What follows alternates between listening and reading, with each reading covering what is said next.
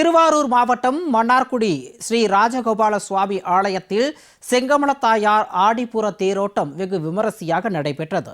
பெரும் திரளான பக்தர்கள் கோவிந்தா கோபாலா என முழக்கமிட்டு சுவாமியை மனமுருக வழிபட்டனர். மன்னார்குடி ஸ்ரீ ராஜகோபால சுவாமி ஆலயத்தில் செங்கமல தாயார் ஆடிப்புற தேரோட்டம் கடந்த 7ஆம் தேதி கொடியேற்றத்துடன் தொடங்கியது.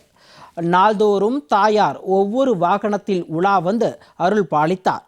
திருவிழாவின் முக்கிய நிகழ்ச்சியாக ஆடிப்புற தேரோட்ட நிகழ்ச்சி வெகு விமரிசையாக நடைபெற்றது.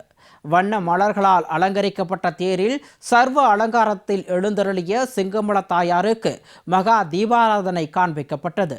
ஸ்ரீ செங்கமல தாயார் எந்த ஒரு உற்சவத்தின் போதும் கோவிலின் ராஜகோபுரத்தை விட்டு வெளியில் செல்வதில்லை என்பதால் இவர் படிதாண்டா பத்தினி என பக்தர்களால் வணங்கப்படுகிறார்.